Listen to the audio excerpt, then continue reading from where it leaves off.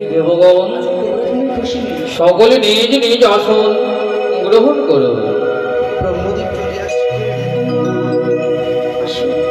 প্রণাম হয় শ্রী শ্রী প্রজাপতি ব্রহ্মদেব, আসন গ্রহণ করো। অনিরুদ্ধ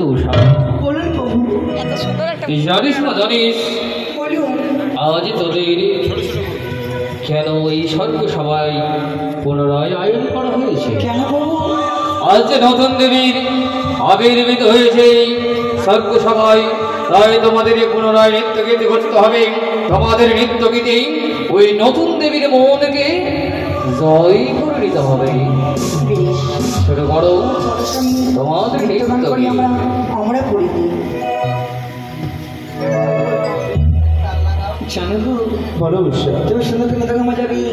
এই সর্বসভার মাঝে আমার বিদঙ্গ তোমার নৃত্য আমার বিদঙ্গ যেন একাকারে করে তুলে এই স্বর্গসভাকে 33 কোটি দেবতার আশীর্বাদ নেব আমরা মস্তকে তুলে। ওই আমার 33 কোটি দেবগণী করো তোমরা সকল আশীর্বাদ এই নতুন দেবীর যেন মনোবাসনা আমরা পূর্ণ করি নৃত্য গানে করে। ওকে সুন্দর সাধু সাধু